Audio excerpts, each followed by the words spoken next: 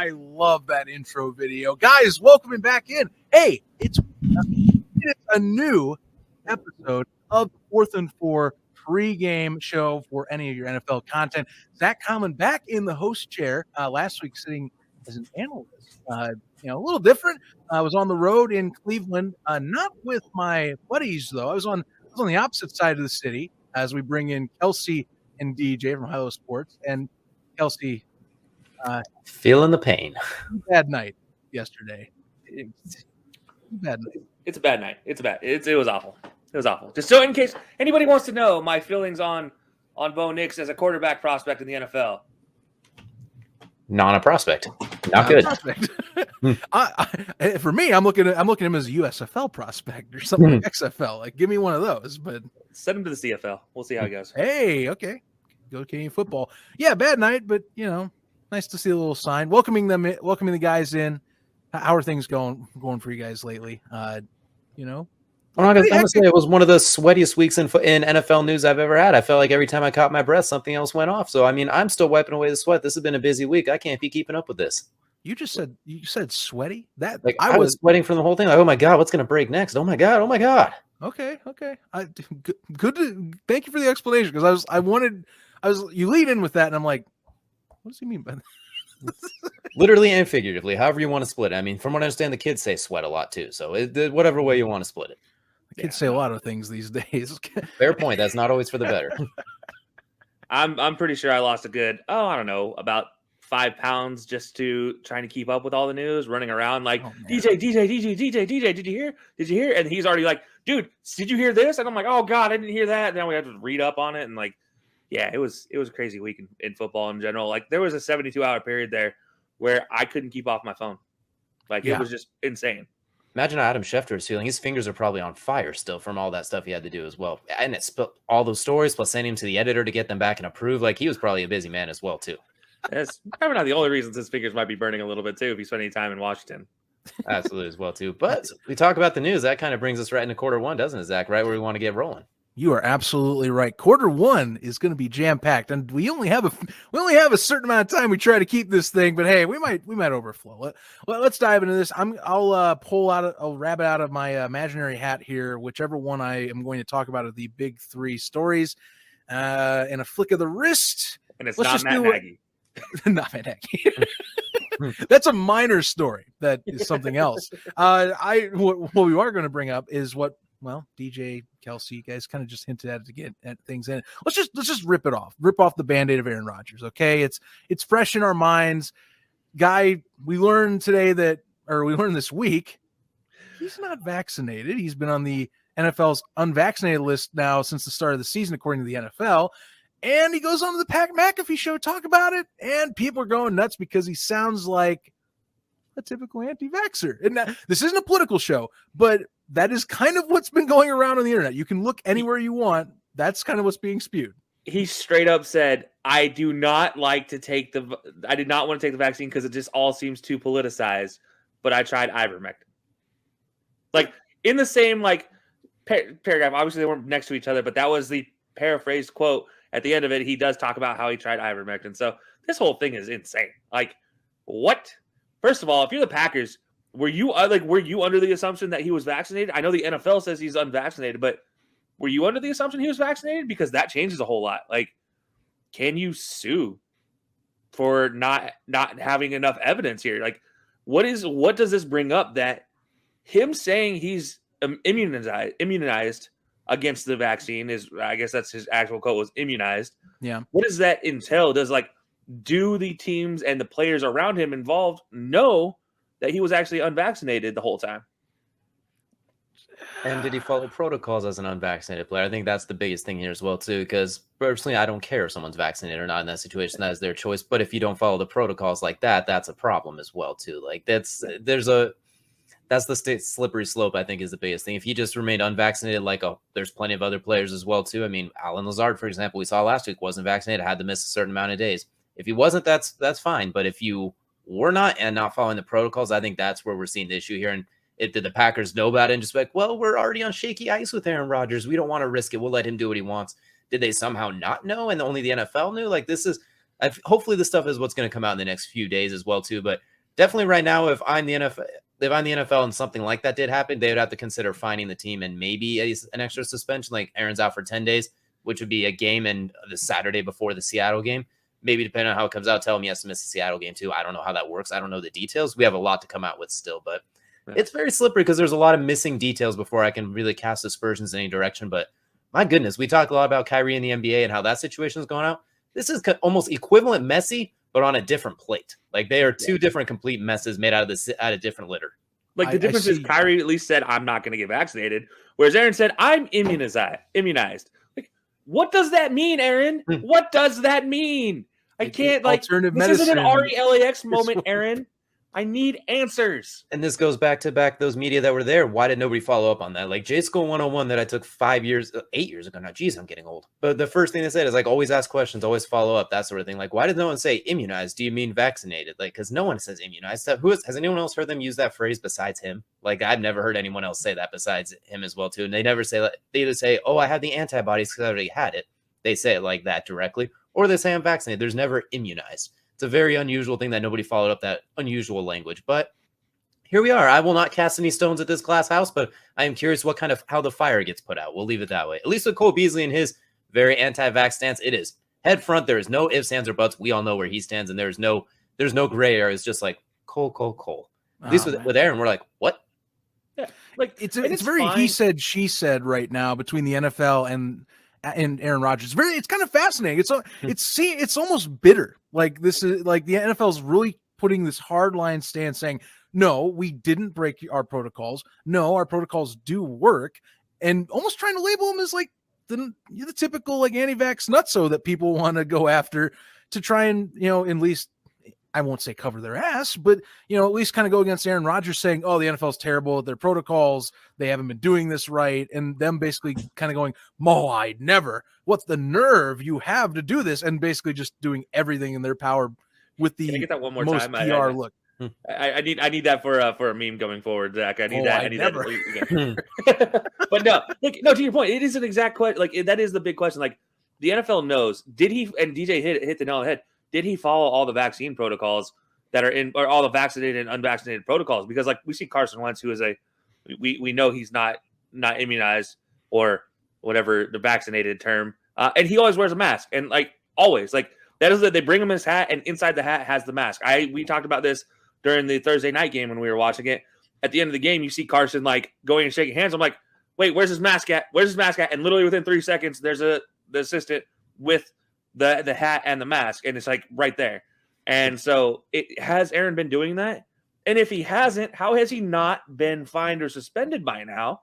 Which, by the way, I don't think he has been wearing a mask every time when you see him on the sidelines. I feel like every time I've seen him on the sidelines, it's that scruffy, well, I mean, I'm growing it myself. Sure. John Wick looking beard. If I'm not mistaken, I think on the sidelines they'll allow you to not wear masks. It's in the facilities and stuff like that as well too, which might not be. Carson just goes above and beyond, which almost kudos to him on that one, wearing a mask on the field. But if he hasn't been following those, and it's kind of goes to the Broncos thing, why the quarterback room got infected, and they said, nope, you're still playing. You did not follow the protocols in your facility and just affected this one room.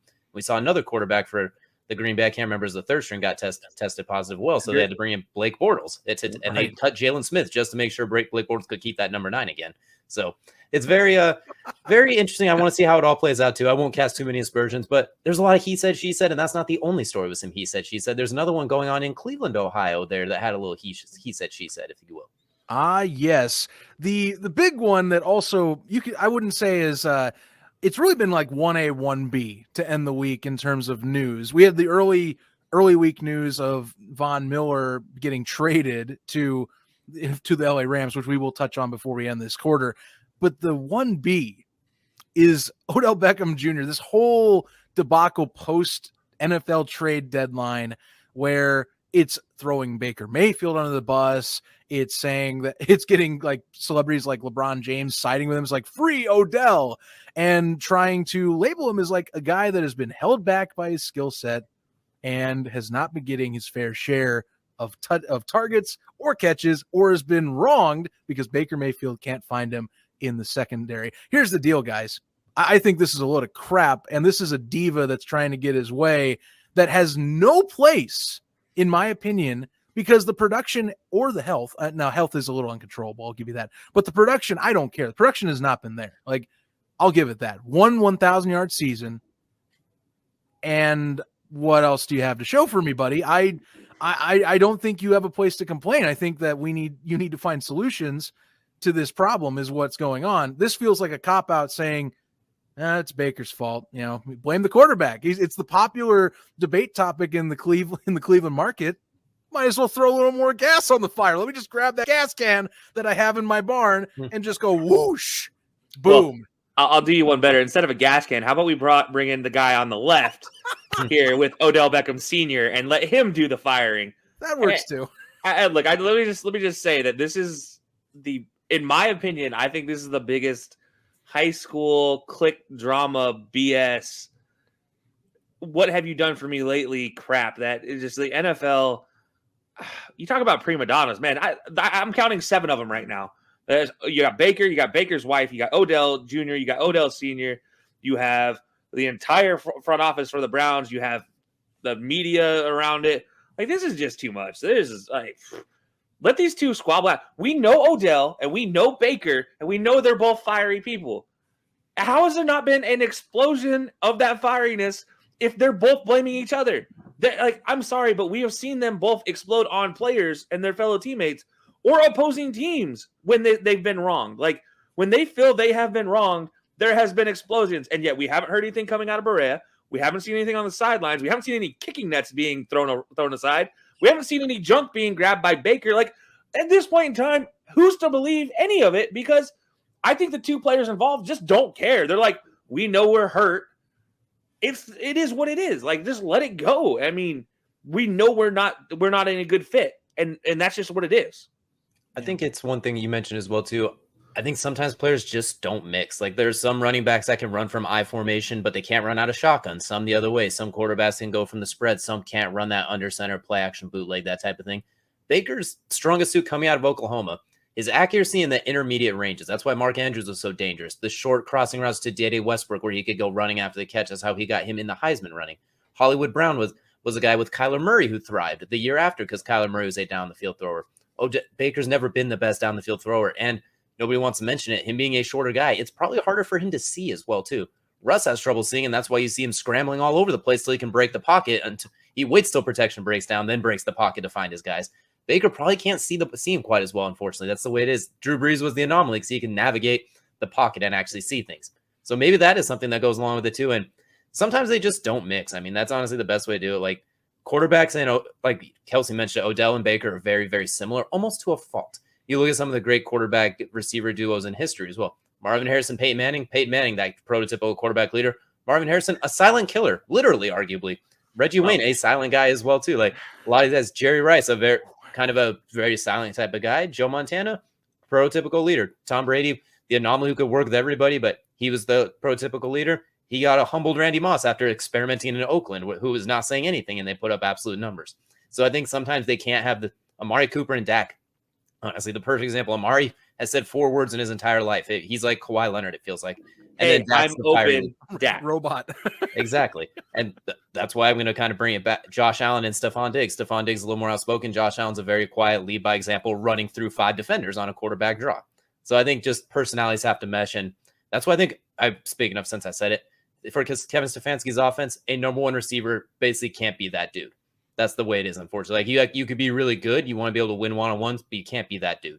You can't ever be arguably a top 5 or 6 receiver in the NFL unless you're Amari Cooper. He is the lone exception because he needs like 4 targets a game and it still works for him. He's not we've never seen an ounce of needing the ball in his life, as weird as it seems like. So I think this will work out for everybody, honestly, depending on where Odell goes. And we could talk about that here really quickly, where we think he should go. But both parties will be fine. If Odell goes to the right team and if Baker can get moderately healthy, I think it'll all work out as well. So a little bit overblown, a little bit necessary.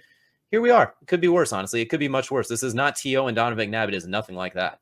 No, it's not. I mean, Baker's been pretty calm about the entire thing. You know, McNabb at least was sparring with T.O. publicly as they're trying to play games. And even then, that whole debate has been constant, even years past it. You know, McNabb came on a Bleacher Report show that was just a one-on-one. I forget the name, but they play pool on it. And he's still talking. Yeah, no, like I still have feuds. He still was wrong. Like Tio says he wants to box Donovan McNabb too. He wants to do a celebrity boxing match with him. So like that's a true feud. This I haven't even heard of. Odell hasn't even said anything about this. So I think it's a little bit extra. His dad probably posted something. Odell's like, damn it, Dad, you shouldn't have done that. But at the same time, I wouldn't mind leaving. We'll let this play out. And the Browns said, nope, you are gone. Which who cares? He was getting one target a game anyway. So if he was really that important for the Browns, they shouldn't be too upset with getting rid of him. If you really were upset, you would have kept him and you would have thrown him the ball. And if you were it'll be fine. It'll work out. I think this was, as Kelcey said, a whole lot of patooey and high school drama-ish that got blown a lot of proportion, which we'll see. If the Browns get running, it'll work out. Then they'll say they were right. If Odell goes somewhere and looks like Odell, they'll say he was right. It'll be fine either way until Odell comes back to Cleveland. Then we'll see some fireworks. Well, tell you what, let's get into the discussion on at least where he could go. So first step, as we know, is the waiver order.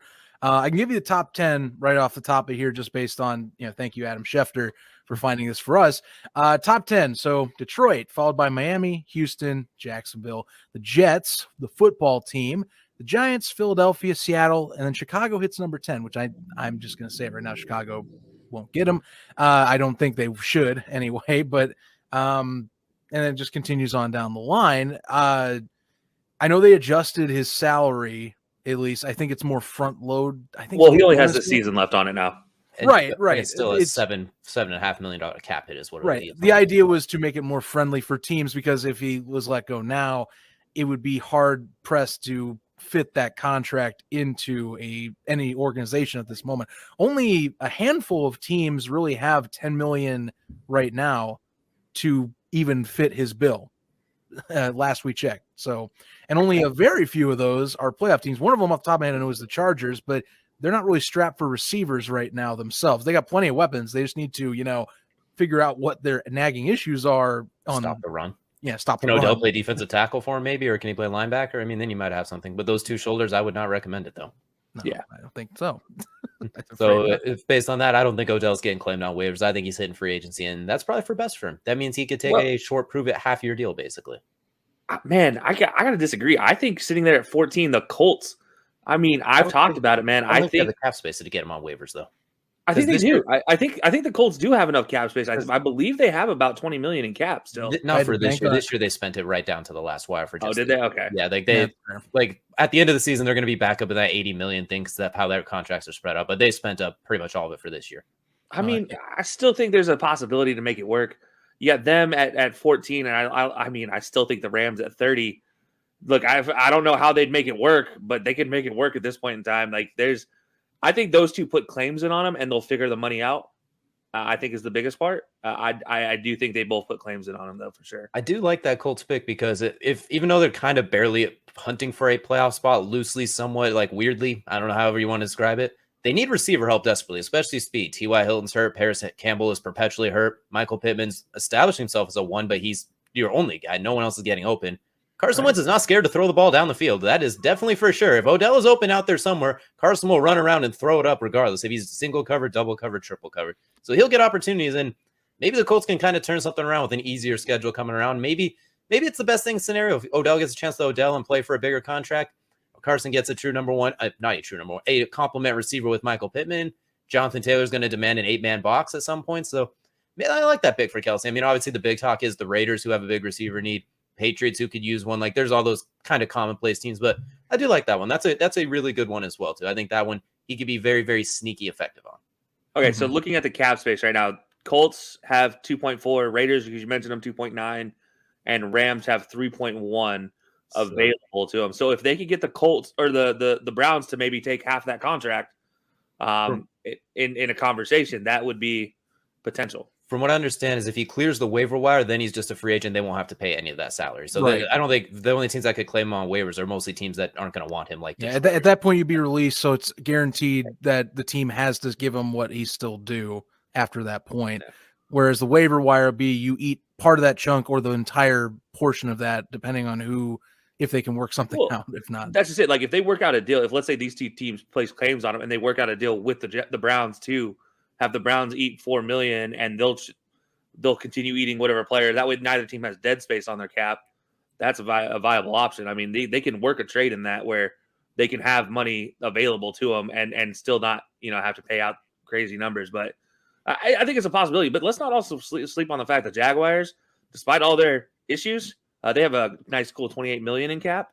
And by the way, their waiver order wire, by the way, number 4. So you need a receiver. DJ Shark's injured.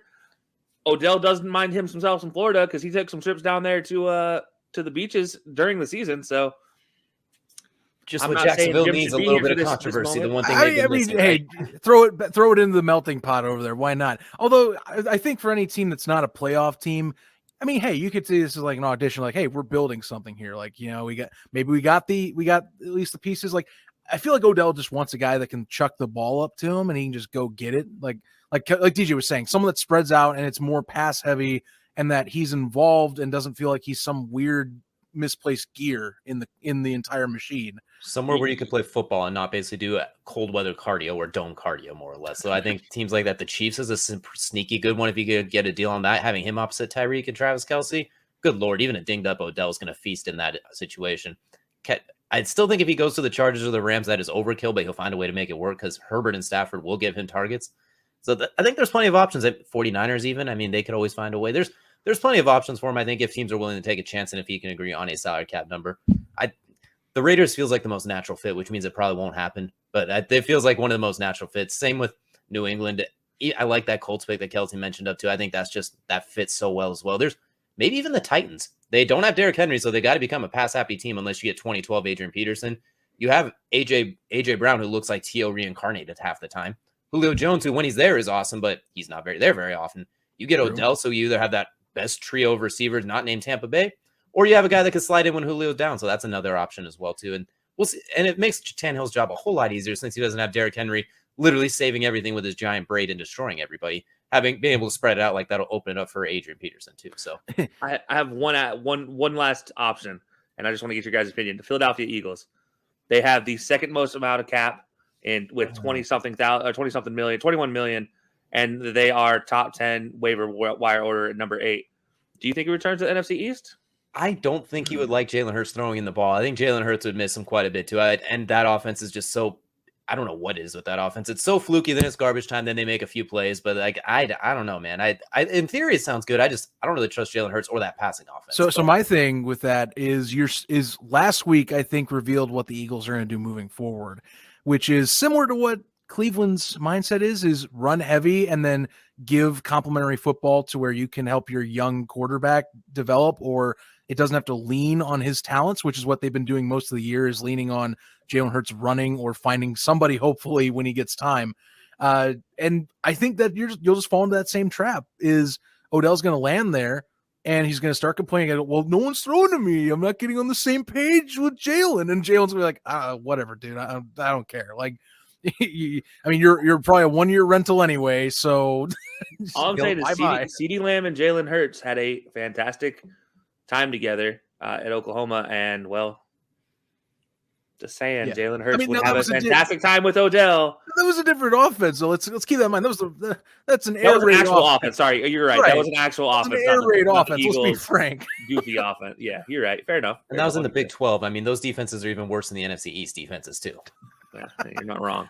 But anyways, so there's a whole lot we could get into, but I think we got to get cruising forward a little bit as well too. And we can talk about Odell, and it seems like we all like Odell still a little bit, just a little bit. Yeah, I mean, I think I give him one more shot. That's it. You know, I'll give him one more, I guess. I was a little harsh at the beginning. That's about all I can do. Just want to add this in as real quick and then move on. As we hinted, Von Miller went to the LA Raiders. He was traded for a second and third round. Thank you. I'll thank you very much. Rushing my words. But yes, LA Rams. He went there from the Denver Broncos for a second and third round pick. Kind of, you know, good on them. They always find a way. Who needs draft picks when you can keep bringing in all pros? Just make that man the GM of the year already. Like, he has deserved it. Done. GM of the year is no longer up for debate in the NFL. I said this on our podcast, and I'll say it now. Their last first-round pick was Jared Goff, and as soon as they did that, they said, man, I'm never going to make this mistake again. They've traded every draft pick since then, and it has worked out for them. So good on them. They've learned from their mistake of taking Jared Goff #1 overall and have not taken a first-round pick since. All right, ladies and gentlemen, we are transitioning over to the second quarter. Was a long first quarter. You know, sometimes things run over, a few more penalties, high scoring, high news quarter is what we really had. So we had to jam a lot of stuff in there.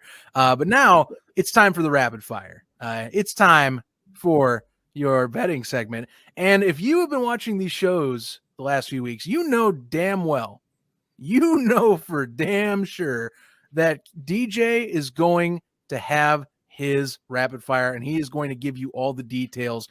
And, we just add in our bits to that too with me and Kelcey. But I'm window dressing. The main event is DJ. Yeah, I mean, the main event's DJ here. Let's be fair. It's his time to shine. DJ, give the folks what they want. If you've been listening to my pick'ems, I apologize now. It's been a rough year. But if you've been listening to the betting, you are welcome. We'll call it even. So we're going to start with the spread. Miami minus 5.5 over the Texans. And this is the Texans getting Tyrod Taylor back as well, too. Miami's not exactly a world beater team, and the Texans with Tyrod won their first game and were winning the first half against the Browns before he pulled his hamstring going to the end zone, running away from Myles Garrett, mind you. So 5.5 points, Tyrod Taylor coming back. Give me the Texans to at least cover that, if not outright win, which I think they will outright win. And New Orleans minus 6 over the Falcons with Trevor Siemian / Taysom Hill / that quarterback mess. Atlanta without Calvin Ridley. I think New Orleans can still win this game. That defense is still absolutely fantastic. Alvin Kamara is still Alvin Kamara. But minus 6, I don't know about that. I think that's a close 23-21 type of game. Looking at the money line, I have there's a really short list this week from the money line. The one that sticks out to me is Vegas is only a minus 174 favorite over the Giants. And they're taking into account all the offseason, all the off-the-field turmoil they're going through, obviously. Last time they did that, they had to go through that. They absolutely lambasted the Eagles, if I'm not mistaken, as well, too, after falling short against the Bears when they were still waiting for that to end out. So look for the Raiders to comfortably beat the Giants and maybe put down a little bit and win a decent amount in return. Obviously, they're still a favorite, but not a very big favorite. So that's one to look at as well, too. The rest of them, Miami as well, too. I look at Texans. You could take that one as well. Plenty of other options. Over, under. Here's where it gets a little bit curious. Kansas City versus Green Bay. It's a 48-point over, under. I'd say take the over. Kansas City has one of the historically worst defenses you're ever going to see as well. Even Jordan Love, his first start with Devonta Adams, Aaron Jones, they can get you 24 points easily in that one. And Kansas City against that Green Bay defense, without Zadarius Smith, with banged up linebacking core, without Jair Alexander, they'll get you more than 24. Like, it's going to be more than a 24-24 type game, despite Kansas City's struggles in their turnover issue. This has 34-31 type written all over, something like that, 35-24. Either way, take the over with 48 points. That's a really low one. Rams versus Titans, 53.5 points on the over-under. That's one of the largest ones we've seen this year, if I'm not mistaken. That being said, I'm going to say take the under. Titans defense, it's Harold Landry, Kevin Byard or bust. It's very limited, as we've seen. They do give up points. No Derrick Henry, so they're going to be the offense is going to be a little erratic. I don't think Julio Jones is playing either. The Rams are clearly the Rams. You bring in Von Miller, all of that. I still don't know if it's going to be that big of a high-scoring game. This feels like either the Rams are going to blow them out in a 35-14 type thing, which would add up to 49, if I'm not mistaken, or it's going to be close because the Titans are able to control the ball, mitigate Von Miller and Aaron Donald from absolutely wreaking havoc. Somehow Adrian Peterson is going to be able to be Adrian Peterson of 2012, 2014 and control the clock. Then you got a 28-24 type of game where it's still under 53.5. I don't see this being a shootout. Or if the Rams do blow it out early, I think it's going to be an early takeaway and they're just going to be killing clock the rest of the way. So I don't think this is one that's going to crack a 54-point mark. I could be wrong, but this doesn't feel like that Rams-Chiefs game of a few years ago where the over-under was like 60, 70 points and they still absolutely blew that one out of the way, which Kelcey and I will be calling this one on Colorcast, by the way. So tune in and be sure to remind me that I am very, very, very wrong if this ends up being the end up going over, but I am leaning towards the under on this one. Ooh. First off, bravo, as always. We applaud you. I got to make up for my faulty pick'ems this year. I went from 73% in the regular season to like 14% this year. I'm struggling, so I got to make up for it somewhere. We're going to get you graphics one of these days. That way, as you're talking, there will be graphics that display underneath you, and you'd be like, this game right here, and you'll look. It'll look snap and have a new one pop up next to me too. Just like roll of the dice, and then that's the next one that comes up or something. Ooh, oh my god! Yes. Or like a sports book behind me that just stops right when I snap. That'd be cool. We'll get our graphics guys on it after the show. After the show, wait, we have graphics guys. Where are these guys at? I can have a better looking at them. Hey. You know what I mean. I'm just telling you. In case anybody's wondering, we are our graphics guys. In case anybody didn't know that, didn't get that memo. Yes. Absolutely. By the way, that's what I'm looking at for these over-under spreads and money lines too. Not a whole lot to pick. I think most of these I kind of agreed with a lot of them this week, but I think those are ones where you can maybe sneak a few dollars here or there. Mm-hmm. Yeah, I like that. I like those. Yeah. I got to go. There's an over-under. I'm surprised you didn't mention this one. Baltimore, Minnesota at 50.5. I'm sorry. What? I like Baltimore, but a 50.5. You know, I'm going to go crazy and say take the over. Take that over. Go over that one. Yes. You have Dalvin Cook, you have Jefferson out there, Justin Jefferson, you have Adam Thielen catching touchdowns consistently. I mean, this Vikings team will sneakily score a lot of points, and you already know Lamar can easily put up 27 to 30 by himself, and Justin Tucker's good for at least 2 field goals. So go ahead and take that over on that one. I'm going to talk more about the Vikings and them coming up later, too. So I kind of kept that one under wraps. But I agree with you. Take that over because Baltimore gives up a lot of passing yards. And Kirk Cousins, for all of his faults, he can throw it up to Justin Jefferson a lot, too. I mean, we saw Carson Wentz, Derek Carr, multiple quarterbacks have dropped 400 yards. Joe Burrow on this defense. I think Kirk Cousins might have a chance to add his name to that list. Is they either get a sack or they give up a touchdown. Baltimore is they're Trayvon Diggs, basically. They either get a pick or give up a touchdown. They get a sack or get a touchdown. That's pretty much Baltimore's defense. I'm glad you said that because that's my next one is the Broncos Cowboys. 49 is the over under on this one. I'm actually going to say hit the under on this one because that defense for Dallas is scary. And Denver, I mean, I don't know what they're going to be able to do against Dallas. Obviously, they have the run game, but is that going to be enough to score with Dallas? You don't have Noah Fant. You don't have your number 1 target there. You don't have your number 1 receiver or your number 2 receiver. I don't know what to expect. And you have Teddy check it down Bridgewater, and I don't think there's going to be a way that the Broncos can couple up with the Cowboys to score 49 in this one.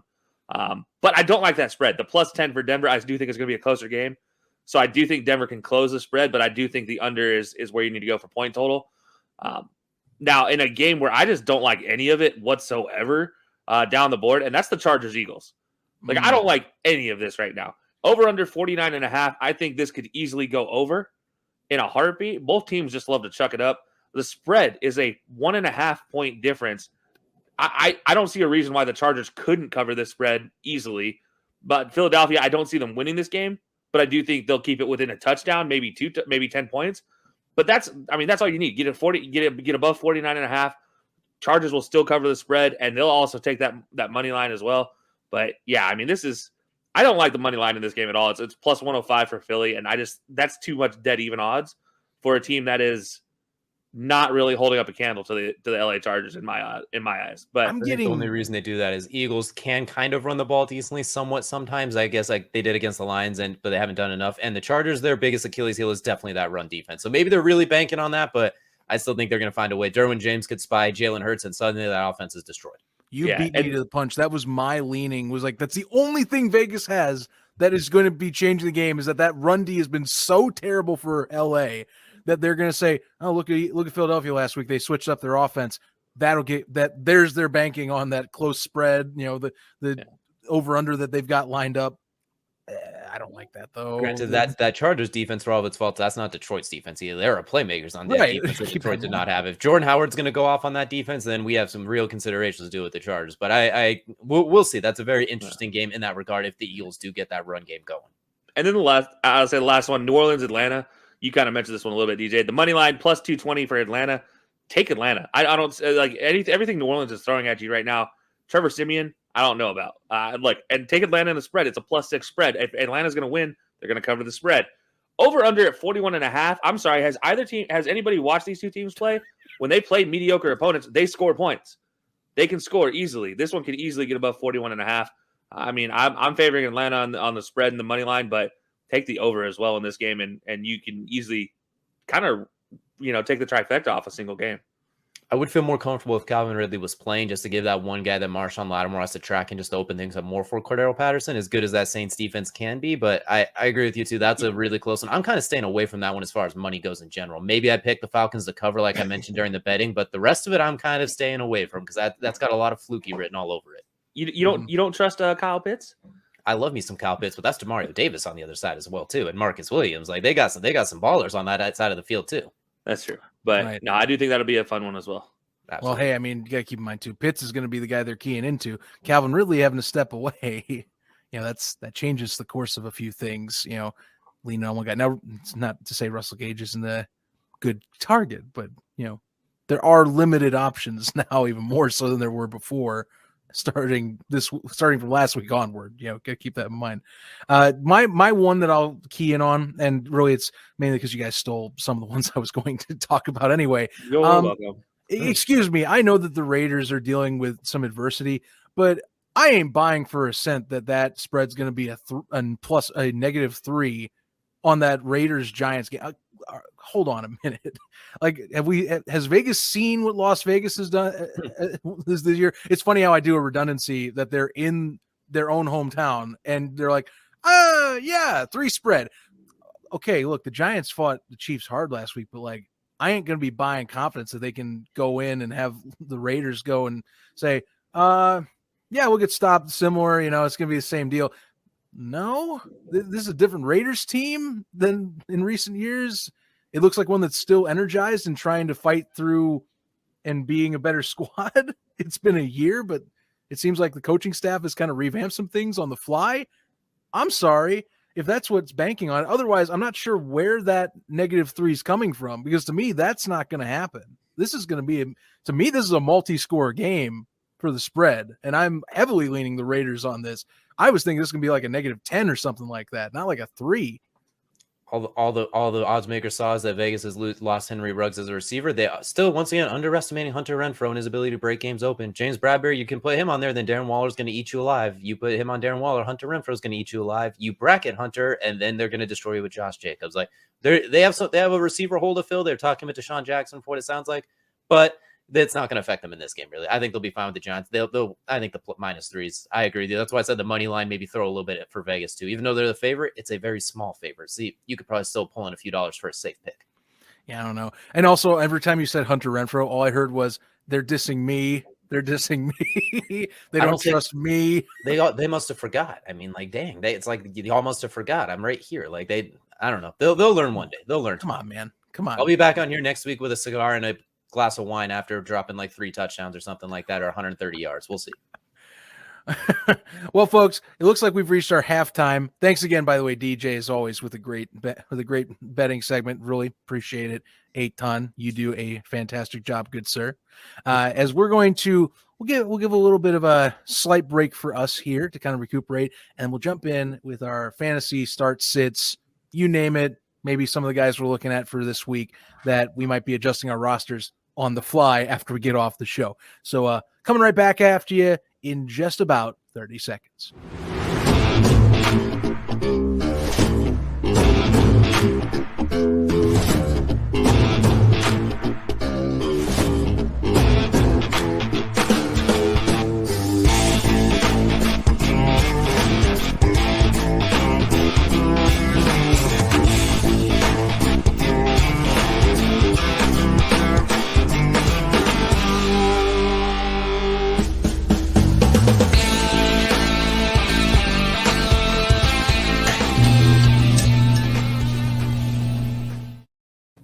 Back in with you guys for the third quarter of 4th and 4 Week 9 edition, the NFL pregame show, brought to you by Belly Up Sports and Unhinged, as part of our Belly Up Sports pregame lineup. Which, by the way, we got more of that content coming with you here with the Roughcast here.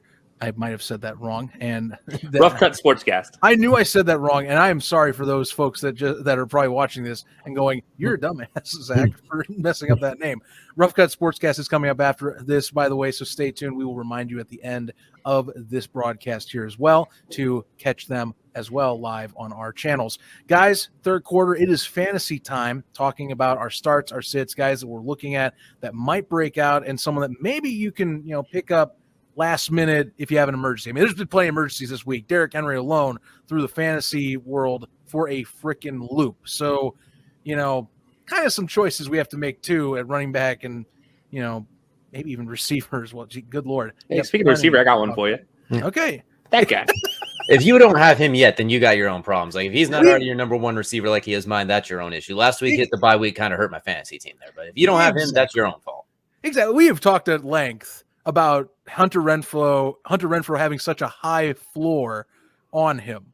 I mean, the guy is a consistent floor, especially if you're in PPR. He is a good floor flex. Like if you don't have him at this point, that is a shame on you. We've been talking for weeks now on that. He's a quality wide receiver too at this point in time. Honestly, yes. Like if he's not, if you have like a struggling wide receiving core anyways, just take him as your wide receiver 1. Like he will still give you points. I don't get why people are still sleeping on him. Third and Renfrow is a thing in Vegas. That's just a thing for sure. And Zach, I do want to go back to something you mentioned. You mentioned obviously the injury to Derrick Henry. You beat me to the new guy in the Tennessee backfield and Adrian Peterson in our sleeper league. But you know who you didn't beat me to? You didn't beat me to Jeremy McNichols, who I think is going to be the best pickup this week for a PPR league because Adrian Peterson is not ready to carry the ball 20 times. But Jeremy McNichols, guess who is?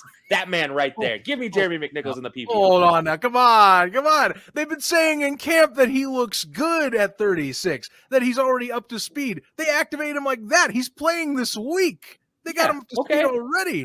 And watch him get smacked one time by Von Miller and Aaron Donald and be like, okay, guys, I'm going to go back to retirement. This isn't Dallas. This isn't what I signed up for. Well, I will tell you, I don't have him starting in my leagues right now. This is a wait and see pickup, like one of those experiments, and then you go, okay, I'll bite, and then you throw him in. Because obviously he's going to be load heavy. That we know that. The question is he efficient with the said load he's going to carry? Now, I will tell you, you did steal Jeremy McNichols in terms of that, and is also talking because that was going to be my choice because PPR-wise, dude's going to be getting some more passes. That's going to be a pass-heavy team moving forward, guys. We even mentioned it during the show already. It's bound to happen. Look, Jeremy McNichols, that's my pick. That's my sleeper for this week. If you haven't already picked him up and you still have him in your waiver wire, go pick him up because I bet you a lot of people went and said, hey, let me go pick up Adrian Peterson. Well, as Zach's going to find out, that's a terrible selection. He should have taken McNichols without a doubt. Without a doubt. I also have another one in here, sneaky sleeper at running back, A.J. Dillon for Green Bay. The guy has been picking up more and more usage week in, week out. And Aaron Jones, with the loss of a receiver over there, he has been splitting out to a slot position. And there's been occasionally they've put both Aaron Jones and A.J. Dillon in the field to play at the same time, with A.J. Dillon lined up at backfield. Or as a fullback, we saw last week, he lined up as a fullback for a couple plays and actually caught the ball and gained a few yards there. So that's going to be one as interesting as well. And yeah, like I look at that one as a very why not type of pick. But the big one, obviously, Kadarius Toney, do you start him? Do you sit him yet again? And I'm not even going to bother sitting him. Without a doubt is Kadarius Toney. He will be on my bench. Thankfully, I don't have him anymore, so I don't have to worry about it. And Chuba Hubbard with the news that McCaffrey has been activated off the IR. May or may not have major time. You're going to have to follow that one for a game time decision. But that makes me super nervous for a bust for him. Solid. Yep. All right. I like it. I like it. You can see it. I'm going to be pretty quick with mine. I just have a couple of sits and a couple of looks out for. I'll start with the sits. I'm looking at Khalil Herbert, the running back for the Bears. He's a guy that I picked up a while ago. I like a lot. They're playing the Steelers on Monday night. That run defense is as stout as it comes. They're not going to let Khalil Herbert get anything going. That offensive line is Swiss cheese, and the Steelers front seven is very much not Swiss cheese. So I don't see Khalil Herbert getting a whole lot. I have him, and I would bench him if I could, but I don't have another running back, so I forgot to switch out my lineup before Thursday and put in Nyheim Hines like I wanted, so that one hurt a lot. I'd also bench all of Arizona's receivers this week. DeAndre Hopkins looks like he's going to be out. A.J. Green looks like he's going to be out. Kyler Murray looks like he might be out. 49ers have nowhere after Christian Kirk. I don't know what he could do with the backup quarterback when the 49ers can roll coverage in his direction. Rondell Moore, maybe because they use him as a little bit of running back if you really feel comfortable. I don't. I feel like Cardinals are going to use a lot of Chase Edmonds and John Connor. So I think that's where I would look at. Maybe even a little bit of Zach Ertz. But I think as far as the outside receivers, I'm not comfortable with any of Arizona's. I would try to sit them if I can. For the guys I do like, though, we mentioned the Vikings against Baltimore taking the over. That's because Baltimore's pass defense is not that great, which leaves room for KJ Osborne, who continues to be very up or very down. Last week, he let me down. The week before, and this week, he should let me up. Baltimore's defense has given up multiple 400-yard passers. Kirk Cousins, when he's not panicking, can throw the ball up. Marlon Humphrey's probably going to follow Justin Jefferson around or Adam Thielen. No one's going to be able to guard KJ Osborne. They don't really have the corner depth or the safety depth. Look for KJ Osborne to give you maybe 9 or so points, something like that, between 9 and 12, just depending if he can get in the end zone or not. And the sleeper one, we talked about no Calvin Ridley going up against the Saints. You need somebody who can catch the ball. Maybe Tajay Sharp as well, the Falcons receiver. There's not going to be no Calvin Ridley, as we mentioned. Kyle Pitts is going to be the vocal point of the defense to stop Demario Davis and squad.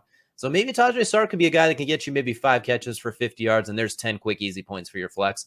Because Russell Gage is the only other guy that I could think of on that receiving core that has noticeable time as a receiver there. So if Tajay Sharp is not available in your league, well, somebody's been scouting the wires. But he's a guy you might be able to pick up the day of, maybe get a last-minute injury or a game-time decision, or you are absolutely feeling it from this Derrick Henry injury or Odell being released and not available. So he's a guy that can sneak in and maybe get you a few points here or there. I think this week, for some reason, New Orleans offense is going to be a little stagnant, which is going to lead to a lot of Atlanta opportunities. I'm still leaning towards New Orleans to win for our pick'ems, but I think Tajay Sharp can make some plays for you as well, too. He can, until Marshawn Lattimore starts stalking him, but I think he can sneak a few points in there for you.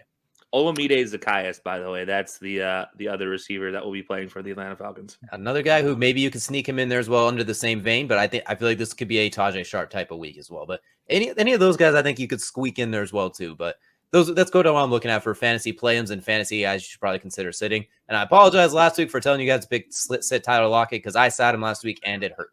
That one really stung. Yeah, he was not happy all day. I can tell you from that was a rough one. Mostly because that felt like the one where DK goes absolutely off, and for some reason they used Tyler Lockett the way they're supposed to, and it worked. I guess Jacksonville has the ability to make anybody look good. I guess I don't know. Maybe that was my fault, but that was the one, that time I let you guys down for the first time this year. I apologize. Just my bad, guys. Yeah. Unless you've been watching his pick'em and going off his pick'ems, in which case, well, he's let you down few times this season. Fully have already accepted that. I got my regular season crown last year. I'm Gucci for now. I'm good. Right now, sorry, I just have to poke it. I mean, I don't lose. I'm not used to not being in last place at this point in time, so I have to poke fun at somebody. No, you can have it. I mean, I'll take last place this year. I'll give you first place in betting. I already got my first place last year. I'm good to go. I can sense the Wonderlic test coming closer and closer every week. I was going to take it regardless. This is going to be fun because if I score higher than Ryan Fitzpatrick, you guys are never going to hear the end of it. If I score higher than Vince Young, you guys are never going to hear the end of it. Oh, I mean, that shouldn't be too hard. Exactly. I'm going to say I'm smarter than an Can you spell Hunter Renfrow correctly? Yes. You have scored higher than Vince Young. Exactly. I can say I'm smarter than a 2-time Pro Bowl quarterback, and that would be something I would be able to hoard over forever. I hate that. Suddenly you want to get last place now, don't you? So you can take the same thing. No, I still have to take it from last year. I still have to take it whenever we do it. So no matter what, I'm taking it. So watch one of us spell Renfro without the W. I'm just like, it's Fro. I'm gonna spell Hunter like the baseball Renfro with an E. we won't accept that around here. That's banned. So that's what I got. Blasphemy. Just for good measure. What? My face says it all. That is a very awkward shot for him. Like someone caught him at the worst time. Somebody literally was like, "Hey, do you know you have a lookalike who's on a podcast?" And he's like, "Wait, what?" Dude, do a Tim Allen. What? He's like, of course I know him. He's me, to break out the Obi-Wan Kenobi reference as well, too. So that's speaking of, since we're talking fantasy world now, that's what I have for fantasy football this week, too. Pretty cut and dry. Obviously, a lot of your casual stardom sit-ems. I wouldn't change a whole lot. Kyler Murray being down's a big one. Maybe if Jordan Love's available, take a look for him as well, too. We're going to talk about Jordan Love in this next segment with the pick'em as well, too. But Jordan Love's a guy that can maybe save you if you don't have a backup quarterback like I did not for Kyler Murray. Yeah, if you need a gamble, there's your gamble. That's a gamble to me. But hey, not every league has like 8 teams, and you can like just kind of act like royalty when it comes to he's good, but he's not that good. Sometimes you're in a 16-team league, you're going, oh my God, where is there anything to grab? I'm in a league with 12 people, and one guy drafted 3 quarterbacks, including Patrick Mahomes and Lamar Jackson. So that leaves us with not a whole lot to pick from. Or you're going to get a bunch of guys who have podcasts who talk about football all the time. And so they're all on top of the waiver wire. And you're just like, who the fuck do I go and pick? Because you're taking all my picks. I'm not talking about our sleeper league at all, by the way. Because, yes, I'm talking about our sleeper league because it's so fucking frustrating. I think that's a great way to transition us now into our fourth quarter. Zach, you want to take us away there? Speaking of frustrating, this is the most frustrating part for me is this pick'em section. Yeah, no kidding. Look, I'm just gonna give you like 2 people that I want to say, and I know you just flashed it up. And we didn't see it. Nobody's on it. Let's go. Because I forgot to mention Boston Scott. Get him if you haven't, because he's playing the Chargers. We just talked about that, by the way. Enough said. Defense doy. And then also while we're talking about it, on that same game, funny enough, Jared Cook has actually kind of been getting hot lately. Might be a good sleeper for tight end. I got him in one of my leagues that I picked up as a backup. He might be a starter for me this week. I'm still debating. So hey, take a look if you can. That Philadelphia Chargers Philly game might give you a few options. Pick 'em time, boys. We got to get this show on the road. Last week, so good God, this was a train wreck. Dear God, Hector continues to make us look like fools. I mean, seriously, he was the only one who finished above 500. And then us 3 on this podcast look like we look unexperienced. What is going on? Is what Hunter's saying to that pick'em. I mean, yeah, last week really threw us for a loop. So here's the thing. Hector's still dominating. He's first to 80 wins. Jim jumped up past myself. Actually, we were tied. So he actually jumped ahead of me by a game. 77. I'm at 76. Kelcey above DJ right now. So woo. Yeah. Whoa. Yeah. I got another week. I'm not going to sell it. And you know what? Unfortunately for Jim, we have a time limit for your picks. So we do have to get this out of the way. Jim, unfortunately, you did not get your picks into the time limit. We talked about this in our chat. He has to forfeit all of his picks this week. So that will make a major dent into what we see right here, because that is 14 games he will not have a selection in. Hold on now just a minute. Why do I have 44 losses and everyone else has 34 and 37 and you only have 33? We're only one game apart now. I miscounted. That's why. Okay, I'm just making sure you're not trying to make me look worse than I already am now. Like, hold on now. Let's reel things in just a little bit. God. My bad. Like, you got to be at 43 losses on that 44. You don't get that big of a monopoly. Hold on. You're making me look bad out here. I know. My bad. It's fine. I'm still going to live off my first place from last year. I'm going to let that one relish. But before we get too far into it, we got 3 quality games here on primetime coming up as well, too. My bad. Oh, now we're playing the blame game. Here we go. Onward to our 3 pick'em games this week. First on the docket, tell you what, Kelcey, we're going to do the earliest of the games on this slate. So the Sunday night matchup here. Wait, that's not the earliest, is it? Did I mess this up? There we go. Right. Wait a minute. That's right. Although we will get to that Titans-Rams game. First thing, Kansas City going to Green Bay. This one is, we already talked about Aaron Rodgers. He's not playing in this game. His successor to be will get his first full start in the NFL. We'll get to see Jordan Love get all 4 quarters against the Kansas City Chiefs, who, by the way, have not looked themselves all year. Almost lost to the Giants of all teams last week on Monday Night Football. Here we are, folks. And Hector is the only one taking Green Bay, unless Jim would have submitted a pick. Okay, I guess here's the thing. This is the time where we argue why Green Bay might get a win, because all of us think Kansas City is going to get a win, I assume, because Rodgers is not in the building and we don't know about Jordan Love. For me, that's the exclusive reason, is because Aaron Rodgers is not playing, because I still think Jordan Love's going to look good, and that's why I mentioned him earlier as well, too. I think this Kansas City defense is absolutely terrible. Jordan Love's going to come in. I think he's going to give you 250 to 275 passing, 2 touchdowns. I think he will have a pick or a fumble or some type of turnover. I think he's going to have a little bit of a rough start early, but those second and third quarters and even early fourth, he's going to make a lot of really good plays. Thing with Kansas City's defense is they do a lot of post-snap movement. They start in like a 2-eye shell, then suddenly they rotate to a cover 0 really quickly, which is what gets them in a lot of trouble. When a quarterback like a Josh Allen sees that, he's going to throw it to Stephon Diggs right over the top when he sees Dan Sorensen is the only guy between Stephon Diggs and the end zone. A young quarterback like Jordan Love, he's going to think he has like a cover 2 shell, for example, and he's throwing to that through that whole shot up the middle, and suddenly it's cover 3, and there's Tyrann Mathieu roaming around. So I think he's going to have some good success fantasy numbers-wise, but I think he's not going to be able to take advantage of it quite like an Aaron Rodgers would, for example.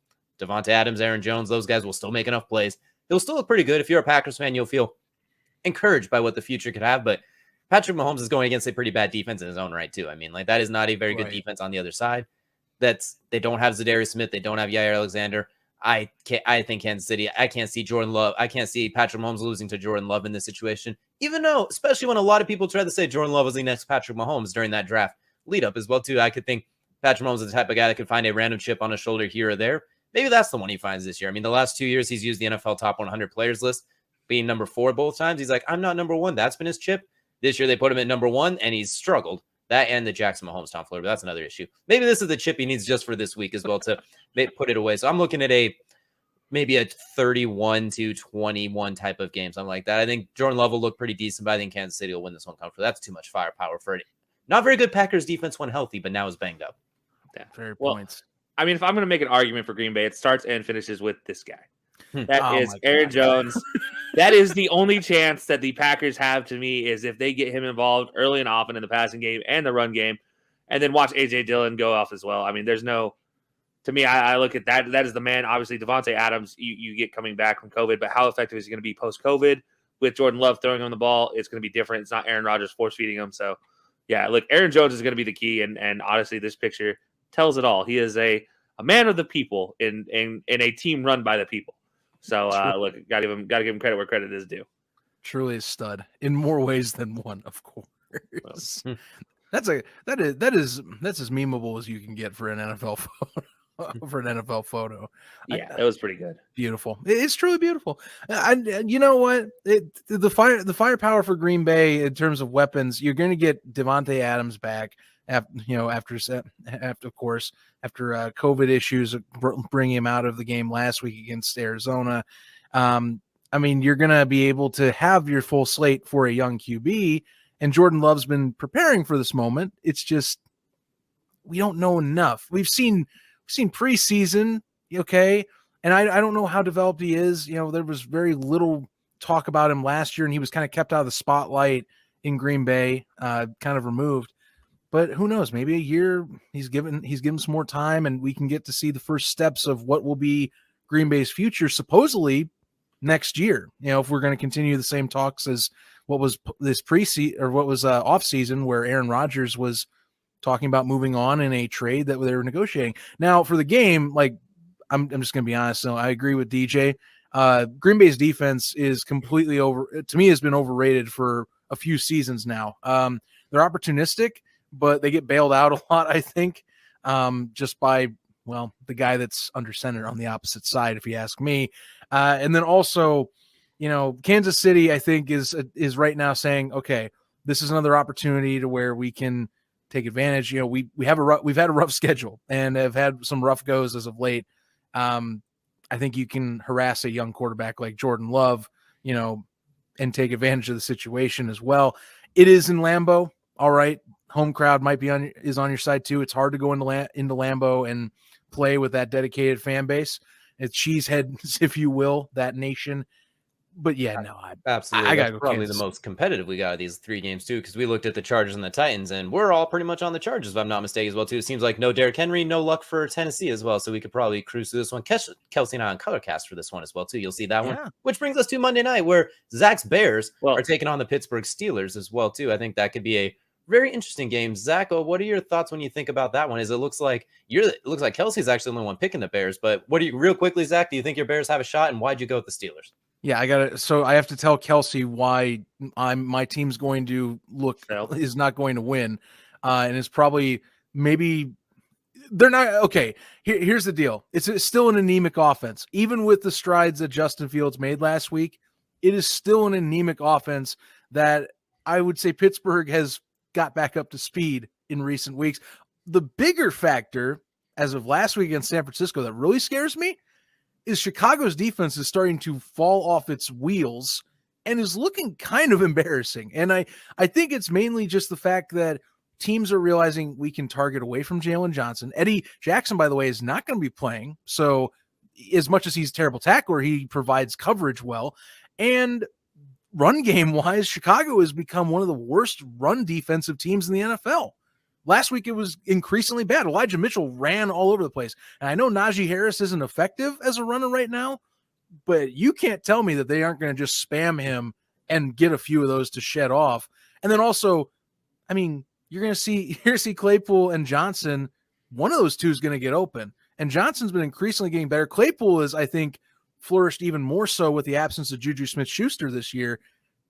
And a weakened secondary, I just don't see it. You know, I'll see maybe development for Fields, and I'll be happy about next year when they fire Nagy and Pace, because they will. Happen. They will. They have to do it. No. Okay. So here's why I picked the Bears. I'll just be quick. Real quickly, why do you still think the Bears can do it? Let me just get this out. I purely picked the Bears, so when they win and everybody else picked against the Bears, I can literally point at Zach and be like, ha ha ha ha ha ha ha. This is why Matt Nagy gets another year. No, boo boo. Spends 1 week and spends 2 weeks in 4th place and thinks he could just be gambling with games too. I see what you're doing there, but no, look, I literally had no. I picked this game at the beginning of the season as the one that the Bears will win over the Steelers, and I'm just gonna every time I picked against myself from earlier in this season, I've been wrong. So I'm gonna pick with myself and see if I get it right. That's a fair way to do it as well too, and that's probably a good way to end the show, Zach, too, as well too. We got a pretty good lineup coming up for the rest of Belly Up Sports tonight as well too. Yes, we do. We got Rough Cut Sportscast coming up here as well on our docket. We're gonna be a great show coming up on our way, leading you in.